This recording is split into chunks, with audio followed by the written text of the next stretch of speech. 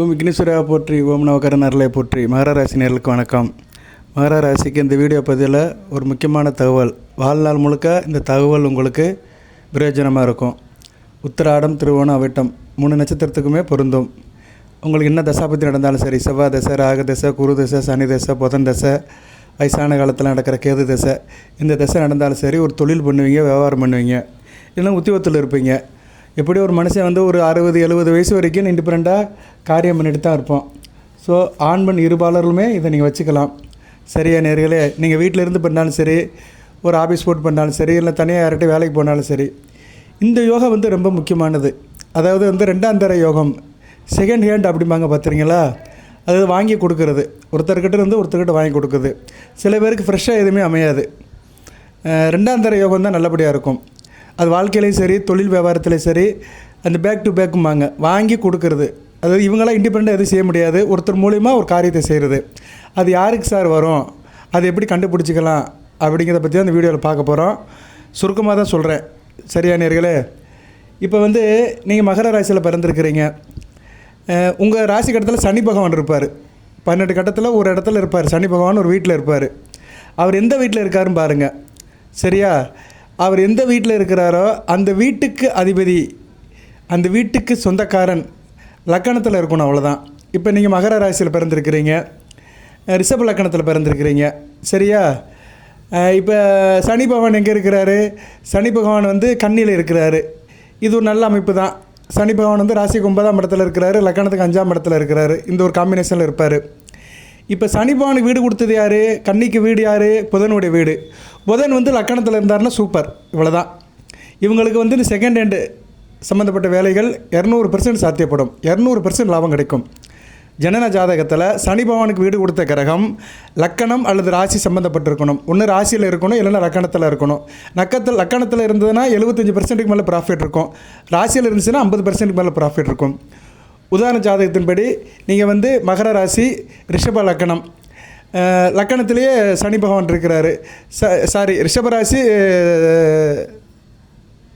மகர ராசி, சனி பகவான் கன்னி ராசியில் இருக்கிறாரு. கன்னி ராசி வீடு கொடுத்தவன் யார்? புதன். வீடு சொந்த கன்னிராசியுடைய அதிபதி அவர் ரிஷபத்தில் இருக்கார் வச்சுக்கோங்களேன், மிகச்சிறப்பாக பார்க்கப்படுகிறது. இவ்வளோதாங்க. சரியா, சனி பகவானுக்கு வீடு கொடுத்த கிரகம் லக்கணம் அல்லது லக்கணத்துக்கு 5-9 சம்மந்தப்படணும். இல்லைனா ராசிக்கு 5-9 சம்மந்தப்பட்டதுன்னா மிகச்சிறப்பாக பார்க்கப்படுகிறது. இதை கொஞ்சம் ஜாதகத்தில் நீங்கள் பார்க்கணும். சரியா, இந்த அமைப்பு இருந்துச்சுன்னா உங்களுக்கு 2ஆம் தர தொழிலாம் நல்லாயிருக்கும். சில பேர் இந்த செகண்ட் சேல்ஸு, செகண்ட் பிஸ்னஸில் தன்னை ஐக்கியப்படுத்திக்கிட்டு நஷ்டத்தை கண்டு போவாங்க. சரியாக அமைய மாட்டேங்குது சார் அப்படிம்பாங்க. அவங்க கொஞ்சம் ஜாதகத்தை செக் பண்ணிக்கணும். சொல்ல விஷயம் என்னென்னா, சுருக்கமாக சொல்கிறேன். சனி பகவான் எந்த வீட்டில் இருக்கிறாரோ அந்த வீட்டோட அதிபதி லக்கணத்துக்கு சார்ந்து இருக்கலாம், லக்கணத்தில் இருக்கலாம், இல்லைனா லக்கணத்துக்கு 5ஆம் இடம் 9ஆம் இடத்துல இருக்கலாம். இது 100க்கு 80% சாத்தியப்படும். இது ப்ராக்டிக்கலாக நான் பார்த்துருக்கேன். சரியா நேர்களே, அடியனோட ஜாதகத்தில் அப்படி தான் இருக்குது. சரியா, நான் விருச்சிக லக்கணம், மகர ராசி, உத்திராட நட்சத்திரம். சனி பகவான் மேசத்தில் இருக்கிறாரு, நீசபங்கம் அடைஞ்சிருப்பார். அவர் வீடு கொடுத்தவன் விருச்சிகத்தில் இருப்பார். எனக்கு விருச்சிகத்திலே செவ்வாயும் குருவும் இருக்கிறாங்க, குருமங்கள யோகம். ஸோ இந்த அமைப்பு எனக்கு இருக்கிறதுனால எனக்கு மேக்ஸிமம் இந்த 2ஆம் தர பொருட்கள், 2ஆம் தர அமைப்புகள் தான் எனக்கு வாழ்க்கையில் ரொம்ப பயனுள்ளதாக இருக்குது. நீடித்து இருக்கும். சரியா, நீடித்து இருக்கும். அது போய் இவங்களுக்கு வாழ்க்கையில் 2ஆம் பாகம் தான் நல்லாயிருக்கும். ஒரு 40 வயசுக்கு மேலே தான் வாழ்க்கையில் நல்லா இருப்பாங்க. ஸோ இந்த வாழ்க்கையில் 2ஆம் தர யோகம் யாருக்கு அமையும் சார் அப்படின்னு பார்த்தோம்னா, சனி பகவானுக்கு வீடு கொடுத்த கிரகம் லக்கணம் சம்மந்தப்பட்டிருக்கணும், லக்கணத்தில் இருக்கணும், இல்லைன்னா லக்கணத்துக்கு கோணத்தில் இருக்கணும். லக்கணத்துக்கு கோணம்னா என்ன? லக்கணத்துக்கு 5ஆம் இடம் 9ஆம் இடம் இந்த இடத்துல இருக்கணும்.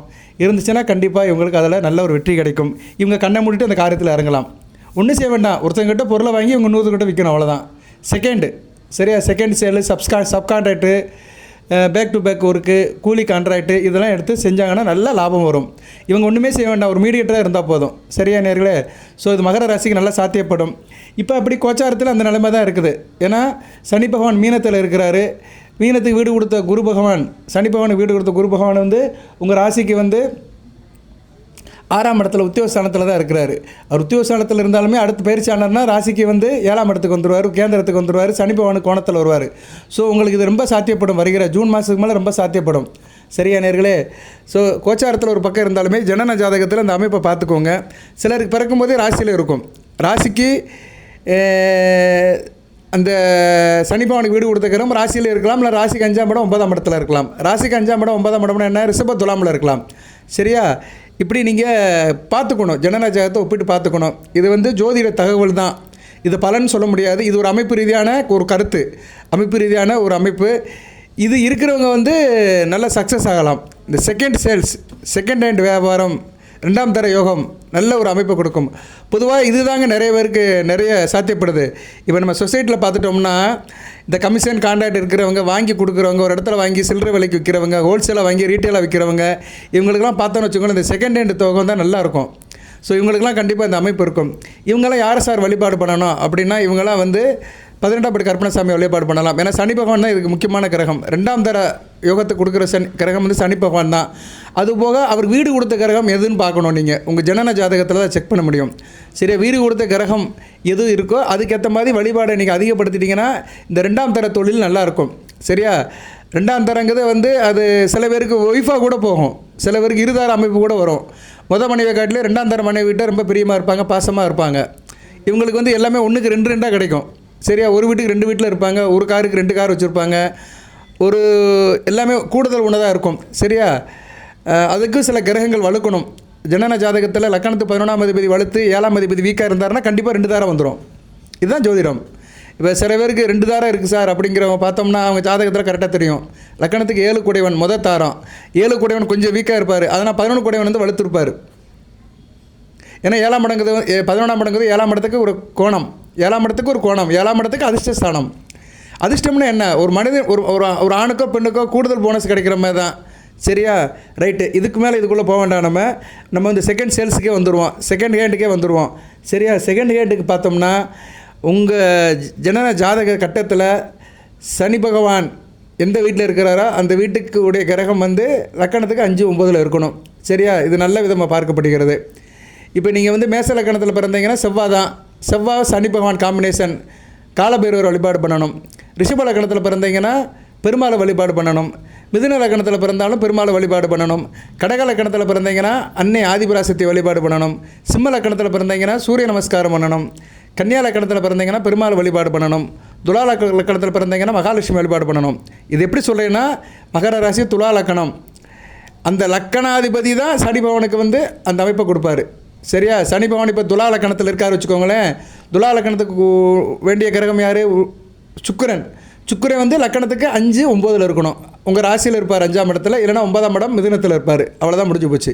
ஸோ அதனால் அந்த துலா லக்கணத்துக்கு உண்டான கிரகத்தை வழிபாடு பண்ணணும், அந்த கிரகத்துக்கு உண்டான அதிதேவதை வழிபாடு பண்ணணும். சந்தேகம் இருந்தால் கேளுங்க, இது ஒரு முக்கியமானதுங்க. ஆனால் நிறைய பேருக்கு புரியாதுன்னு நினைக்கிறேன். ஜோதிட நாலேஜ் இருக்கிறவங்களுக்கு புரியும், சாமானியப்பட்ட மக்களுக்கு புரியாது. நான் எல்லா நேரமும் இந்த ராசி பலன்லாம் போட முடியாது. சரியா? நான் வந்து வேத ஜோதிடம் படித்தவன், ஜாதகம் பார்க்குறேன், தனிப்பட்ட முறையில் பார்க்குறேன். அதில் சூட்சுமம், பரிகாரம், சுபத்துவம், பாபத்துவம் எல்லாத்தையும் நமக்கு தெரிஞ்சதை சொல்கிறோம். அதுதான் ஒரு ஜோதிட கடமை. சும்மா இந்த லக்கு நம்பரு, அதிர்ஷ்ட நம்பரு, உங்களுக்கு அந்த பலன் நடக்கும், இந்த பலன் நடக்கும், எல்லாமே வந்து இதெல்லாம் வந்து ஓடுற தண்ணியில் எழுதுகிற மாதிரி தான். சரியா? பாப்பாத்தி மாடு வருது பார்த்துக்கோ அப்படின்னு சொல்கிற மாதிரி தான், கூட்டத்தில் கோயந்தாப்படுற மாதிரி தான். நான் அப்படிலாம் போட மாட்டேன். நான் வந்து நிறைய தகவல் இருக்குது, இது மாதிரி ஜோதிட தகவல்கள், துணுக்குகள் நிறைய இருக்குது. இதெல்லாம் அமைப்பில் உள்ளது, கண்டிப்பாக நடைமுறைக்கு சாத்தியப்படும். ஸோ துலா லக்கணத்தில் பிறந்தவங்க வந்து மகாலட்சுமி வழிபாடு பண்ணுங்கள். விருச்சிக லக்கணத்தில் பிறந்தவங்க முருகப்பெருமான வழிபாடு பண்ணுங்கள். தனுசு லக்கணத்தில் பிறந்தவங்க சித்தர் வழிபாடு பண்ணுங்கள். உத்திராடத்துக்கு கோனார் சித்தர், திருவோணத்துக்கு வந்து தட்சிணாமூர்த்தி சாமிகள், அவிட்டத்துக்கு வந்து திருமூலர். இவங்களை கும்பிட்டிங்கன்னா இந்த 2ஆம் தர தொழில் 200% லாபத்தை கொடுக்கும். அடுத்து மகர ராசி, மகர லக்கணம், கற்பனசாமி வழிபாடு பண்ணுங்கள். சரியா? ஒரு மனசு 18ஆம் படி கற்பனசாமி வழிபடுங்க. கும்ப லக்கணத்தில் பிறந்தவங்க ஐயப்பனை வழிபாடு பண்ணுங்கள். சரியா? மீன லக்கணத்தில் பிறந்தவங்க தட்சிணாமூர்த்தி சித்தர்களை வழிபாடு பண்ணுங்கள். சரியா? அந்த நட்சத்திரத்துக்கு உண்டான சித்தர்களை வழிபாடு பண்ணுங்கள். பொதுவாக மகர ராசியில் தனுசு லக்கணம், மீன லக்கணத்தில் பிறந்தவங்க சித்தர் வழிபாடு அதிகமாக பண்ணிங்கன்னா சூப்பராக இருக்கும். அது 2026க்கு மேலே சித்தர் வழிபாடு ரொம்ப பண்ணணும். அடுத்து 2026 ஜூன் 6ஆம் தேதிக்கு மேலே குரு பயிற்சியாகி ராசியை பார்ப்பார். குரு ராசியை பார்க்கும்போது அந்த ஒரு வருஷத்துக்கு சித்தர் வழிபாடு பண்ணிட்டீங்கன்னு வச்சுக்கோங்களேன், மிகச்சிறப்பாக இருக்கும். நான் அடுத்த வருகின்ற வீடியோவில் போடுறேன். சரியா நேர்களே? அடுத்த வருகின்ற வீடியோவில் இதை பற்றி தனியாக போகிறேன், குரு பயிற்சிக்கு இதை சொல்கிறேன். அந்த சித்தரில் கும்பிட்டா உங்களுக்கு என்ன பலன்கள் கிடைக்கும் அதையும் சொல்கிறேன். சித்தர்கள் வழிபாடு சித்த யோகத்தில் தான் பண்ணணும். சரியா? சித்த யோகத்தில் ஒவ்வொரு நாளும் பண்ணணும். குறிப்பாக வியாழக்கிழமை பண்ணுறது மிகச்சிறப்பாக பார்க்கப்படுகிறது. வியாழக்கிழமை சித்தி யோகம் வரும். ஒரு நாளைக்கு 3 யோகம் இருக்கும். சித்தி யோகம், மரண யோகம், அமிர்த யோகம். வியாழக்கிழமை சித்தி யோகம் எப்போ வருதோ அந்நேரம் வந்து வீட்டில் வெள்ளை துணியை வரித்து அதுக்கு மேலே உட்காந்துக்கிட்டு உங்கள் நட்சத்திரத்துக்கு உண்டான சித்தர்களுடைய நாமத்தை சொல்லணும். உத்திராட நட்சத்திரம்னா ஓம் கொங்கணவா சித்தரே போற்றி அப்படிங்கணும். திருவோண நட்சத்திரம்னா ஓம் தட்சிணாமூர்த்தி சுவாமிகளே போற்றி அப்படிங்கணும். அவிட்ட நட்சத்திரம்னா ஓம் திருமூலரே போற்றி அப்படின்னு 18 தடவை சொல்லணும். போதும். ஏன்னா மொத்தமே 18 சித்தர்கள் தான் இருக்காங்க.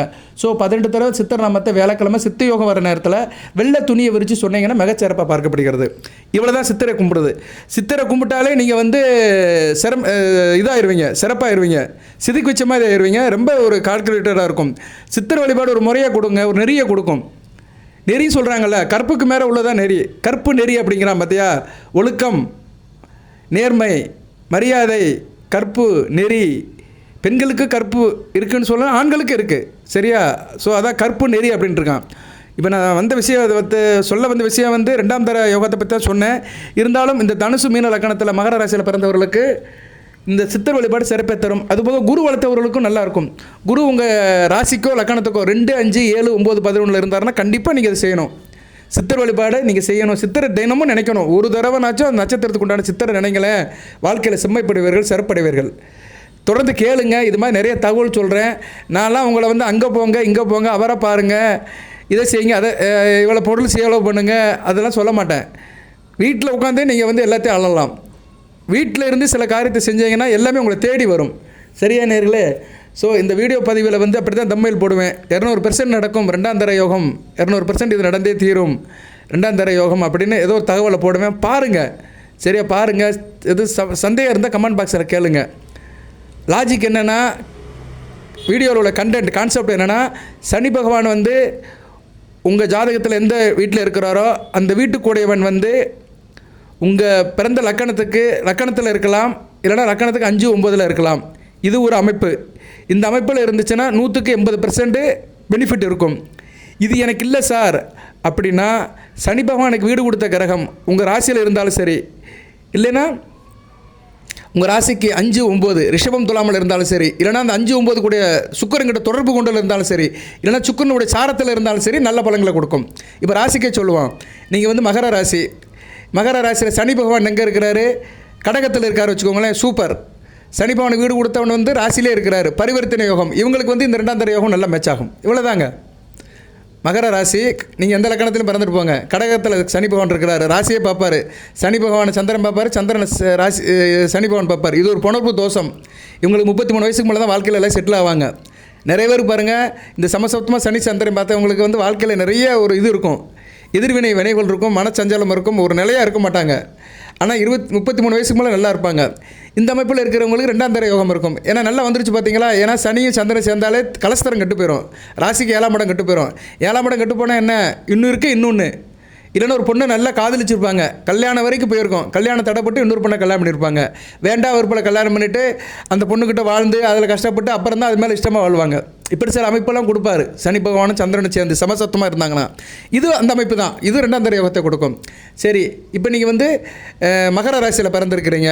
சனி பகவான் எங்கே இருக்கிறாரு?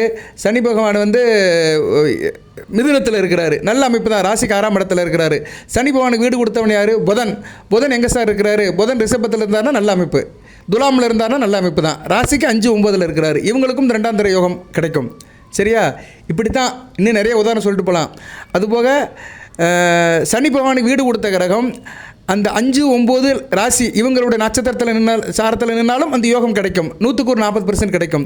அது எப்படி சார் உதாரணம் அப்படி பார்த்தோம்னா, நீங்கள் மகர ராசி, சனி பகவான் எங்கே இருக்கிறாரு? மேசத்தில் இருக்கிறாரு.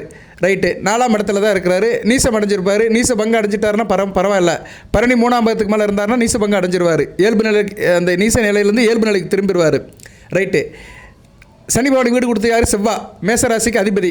செவ்வாய் எங்கே சார் இருக்கணும் அப்படின்னா, செவ்வாய் வந்து யாருடைய சாரத்தில் இருக்கணும்னா சுக்கிர சாரத்தில் இருக்கணும். உங்கள் ராசிக்கு 5, 9 கூடியவன், 5, 9 கூடியவன் சுக்கிரன் அல்லது புதன் சாரத்தில் இருக்கணும். சரியா? 5, 9 கூடியவன் யார்? சுக்கிரன், புதன் தான். ஏன்னா 5ஆம் வீடு ரிஷபம், 9ஆம் வீடு கன்னி. செவ்வாய் எந்த இடத்துல இருக்கணும்னா, செவ்வாய் வந்து ராசிக்கு 7ஆம் இடம் ஆயிலிய நட்சத்திரத்தில் இருக்கலாம், இல்லைனா ராசிக்கு 11ஆம் இடம் விருச்சிகத்தில் கேட்ட நட்சத்திரத்தில் இருக்கலாம், இல்லை ராசிக்கு 3ஆம் இடம் மீனத்தில் ரேவதி நட்சத்திரத்தில் இருக்கலாம். இந்த காம்பினேஷனில் இருந்தாலும் நல்ல அமைப்பாக பார்க்கப்படுகிறது. இதில் வந்து ராசிக்கு 11ஆம் இடம் விருச்சிகத்தில் இருந்தார் வச்சுக்கோங்களேன், சூப்பர், ஆட்சி பெற்று இருப்பார். ராசிக்கு 11ஆம் இடத்துல செவ்வாய் இருக்கலாம், ராசிக்கு 3ஆம் இடத்துலையும் இருக்கலாம். ஆனால் அவர் வந்து யாருடைய நட்சத்திரத்தில் இருக்கணும்? புதனுடைய நட்சத்திரத்தில் இருக்கணும். ஏன்னா புதன் வந்து பாக்கியாதிபதி, ராசிக்கு 9 குடைவன். இவங்களுக்கு வந்து செகண்ட் சேல்ஸ் நல்லா வரும், அந்த செகண்ட் ஹேண்டு நல்லா வரும். ஏன்னா ராசிக்கு 9 குடைவன் சாரத்தில் சனி பகவானுக்கு வீடு கொடுத்தவன் சம்மந்தப்படுறாரு. ஸோ இப்படி நிறைய காம்பினேஷன்லாம் இருக்குது. சரியா? பொதுவாக மகர ராசிக்கு செவ்வாய் வந்து 11-3 இருந்தாலும் நல்ல பலங்களை கொடுப்பாருங்க. அது புதன் சாரத்தில் இருந்தாலும் நல்ல பலங்களை கொடுப்பாரு, உத்தியோகத்தை கொடுப்பாரு, உத்தியோகத்தில் நல்ல லாபத்தை கொடுப்பாரு. இப்படி நிறைய சொல்லிட்டே போகலாம். சரியா? நான் ஷார்ட்டாக பேச நினச்சேன், இதுக்கு 15 நிமிஷம் ஆயிடுச்சு. ஓகே, நேரில் பாருங்கள். நானும் எப்படியும் ஒரு நாளைக்கு விட்டு ஒரு நாள் போடுறேன். இன்றைக்கி வந்து இது மகரத்துக்கு சொல்லலாம்னு நினச்சேன், சொல்லிட்டேன் நான். ஏன்னா அடுத்து சிவராத்திரி வருது, 2 நாள் நான் வேலைக்கு போயிடுவேன், கோயில் குளத்துக்கு போயிடுவேன், வீடியோ போட முடியாது. அதனால் இந்த வீடியோவை எடுத்துக்கோங்க. சிவராத்திரி 15ஆம் தேதி வருது, சிவநாமத்தை கும்பிடுங்க. சரியா? சிவராத்திரி வந்து உங்கள் ராசிக்கு எந்த இடத்துல ராசியில் தான் நடக்குன்னு நினைக்கிறேன். 15ஆம் தேதி ராசியில் தான் நடக்குது. இன்றைக்கி வந்து மூல நட்சத்திரம், நாளைக்கு வந்து பூராடம். ஆமாம், 15ஆம் தேதி உத்திராடத்தில் தான் நடக்குது. சிவராத்திரி வந்து உங்கள் ராசியில் தான் நடக்குது. சரியா? இது ஒரு சிறப்பாக பார்க்கப்படுகிறது. ஆமாம், திருவோண நட்சத்திரத்தில் நடக்குது. சரியா நேயர்களே? நல்ல விதமாக தான் பார்க்கப்படுகிறது, நல்லாவும் தான் இருக்குது. ஸோ ராசியிலே சிவராத்திரி நடக்கிறதுனால சிவன் வழிபாடு வச்சுக்கோங்க. சரியா நேயர்களே? ரைட்டு. ஏன்னா உத்திராடம் வந்து ஞாயிற்றுக்கிழமை நைட்டில் வந்து 6 மணியோடு முடிஞ்சு போகுது, 6:36 முடிஞ்சு போயிடுச்சு. பின்னாடி திருவோணம் தான் வருது. ஸோ சிவராத்திரி வந்து சந்திரனுடைய நட்சத்திரத்தில் தான் நடக்குது. சரியா? சந்திரன் ராசிக்கு 7 குடைவன். ஸோ சிவராத்திரி அன்னைக்கு சிவசக்தி வழிபாடு பண்ணிங்கன்னா மிகச்சிறப்பாக இருக்கும். எனக்கும் நல்லாயிருக்கும், கூட்டுத்தொழில் நண்பர்கள், சொந்த பந்தம் நல்லாயிருக்கும், திருமண அமைப்பு நல்லாயிருக்கும், மனதாலும் நினைவாலும் நல்லா இருப்பீங்க, தாய் அன்பு இருக்கும், தாய் வழி உறவுகள் நல்லாயிருக்கும். ஸோ திருவோண நட்சத்திரத்தில் சிவராத்திரி வருது, மிகச்சிறப்பாக பார்க்கப்படுகிறது. அனைவருக்கும் சிவராத்திரி நல்வாழ்த்துக்கள். சிவராத்திரி அன்றைக்கி சிவனை வழிபாடு பண்ணுங்கள், குலசாமி கோயிலுக்கு போங்க. வாய்ப்பு இருக்கிறவங்க 5 சிவன் கோயிலுக்கு போங்க. சரியா? இல்லைன்னா பக்கத்தில் இருக்க சிவன் கோயிலுக்கு போங்க. ஒரு தடவை போனால் சிவன் கோயிலுக்கு போயிட்டு சிவனுக்கு அபிஷேக பொருள் கொடுங்க, இல்லைன்னா விளக்கு போடுங்க. என்னால் எதுவும் செய்ய முடியல சார், நான் நார்மலாக இருக்கேன் அப்படின்னா ஞாயிற்றுக்கிழமை எல்லாருக்கும் லீவு தான், சண்டே ஹாலிடேஸ் தான். போய் இறைவனை கும்பிடுங்க, இறைநாமத்தை சொல்லிவிட்டு விளக்கை போட்டு வந்தீங்கன்னா மிகச்சிறப்பாக இருக்கும். இறைவனுக்கு போய் நெய் விளக்கு போட்டுட்டு உங்கள் குறையெல்லாம் சொல்லுங்கள், மிகச்சிறப்பாக இருக்கும். ராசியில் இருந்த சனி பகவான் ஞாயிறு வந்து 2ஆம் இடத்துக்கு போயிடுவார். யார்? சூரியன் வந்து மாசி 1ஆம் தேதி இன்றைக்கே போயிட்டார். சரியா? இன்றைக்கி தான் மாசி 1ன்னு நினைக்கிறேன். ஆமாம், இன்றைக்கி தான் மாசி 1. இன்றைக்கே வந்து ராசிக்கு 2ஆம் இடத்துக்கு போயிட்டார். ஸோ 8 கூடியவன் 2ஆம் இடத்துக்கு போய் 8ஆம் இடம் சம்மந்தப்பட்டிருக்கிறாரு. கொஞ்சம் எதிர்பாராத விஷயத்தில் பணங்கள்லாம் வரும். சரியா? எல்லாத்துக்குமே வரும். இன்றைக்கி ஒரு நல்ல ஒரு செயல் நடந்திருக்கு. இன்றைக்கி எல்லாருக்குமே 5000 ரூபா பணம் போட்டிருக்கிறாங்க. இது நான் ஒரு ஜோதிடர் என்று இருந்தாலுமே ஒரு தகவலுக்கு சொல்கிறேன். இந்த வீடியோ உங்களுக்கு வந்துடும். தமிழ்நாடு அரசாங்கத்தில் இந்த மகளிர் உரிமை திட்டம் இருக்குது பார்த்தீங்களா, அதுக்கு மொத்தமாகவே போட்டாங்க. அடுத்த வரைக்கும் 3 மாதத்துக்கும் அப்புறம் கோடைக்கால ஒரு கான்ட்ரிபியூஷனாக 200 ரூபா சேர்த்து போட்டிருக்கிறாங்க. தமிழ்நாடு அரசாங்கம் 5000 ரூபா போட்டிருக்கு. அந்த 1000 ரூபா வாங்கிட்டு இருக்க எல்லா அனைத்து மகளிருக்குமே 5000 ரூபா போட்டிருக்கிறாங்க. 1,31,00,000 மகளிருக்கும் போட்டிருக்காங்க. இதை நான் வந்து ஒரு பொது கருத்தாக சொல்கிறேன் நான். ஏன்னா சில நாட்களில் வந்து சில தொகை கிடைக்கும், எல்லாத்துக்கும் கிடைக்கும். அதுக்கு வந்து அமைப்பு இருக்குது. ஏன்னா காலபுருஷ சக்கரத்துக்கு 11ஆம் இடம் லாபஸ்தானத்தில் இன்றைக்கி வந்து 4 கிரகங்கள் இருக்குது. ராகு, சூரியன், சுக்கிரன், புதன். லாபஸ்தானம், அதாவது காலபுருஷ சக்கரத்துக்கு லாபஸ்தானம் கும்பத்தில் வந்து இது நல்ல அமைப்பாக இருக்கிறதுனால அனைவருக்குமே பெனிஃபிட் அடைவாங்க. சரியா? அனைவருக்குமே பெனிஃபிட் அடைவாங்க. அதுபோக மகரம் வந்து ஒரு நாட்டை குறிக்கும். நம்ம தமிழ்நாடுனா அதை வந்து மகரத்தை வச்சு சொல்லலாம். மகரத்துக்கு 2ஆம் இடம் கும்பம் வருது. ஸோ தமிழ்நாட்டில் இருக்கிற அனைவர்களுக்குமே ஒரு வருமானம் வரணும், வீட்டுக்கு ஒரு பணம் வரணும். அது கரெக்டாக நடந்திருக்கு. இன்றைக்கி 13ஆம் தேதி எல்லாரோட அக்கௌண்ட்லேயுமே அந்த 5000 ரூபா பணம் விழுந்திருக்கு. நிறைய பேருக்கு மெசேஜ் வந்துருச்சு. இது எதுக்கு சொல்கிறேன்னா, சில விஷயங்கள் வந்து நம்ம அஷ்டோவை கம்பேர் பண்ணி பார்த்தோம்னா நடக்கும். நான் நிறைய பேர்கிட்ட சொல்லுவேன், எங்கள் வீட்டில் இருக்கவங்க சொல்லுவேன், இன்றைக்கி பாருங்கள் கண்டிப்பாக மழை பெய்யுமே, அன்றைக்கி மழை பெய்யும். ஏன்னா அன்றைக்கி வந்து சுக்கிரை சாரத்தில் சில கிரகங்கள் நீர் கிரகங்கள் போகும்.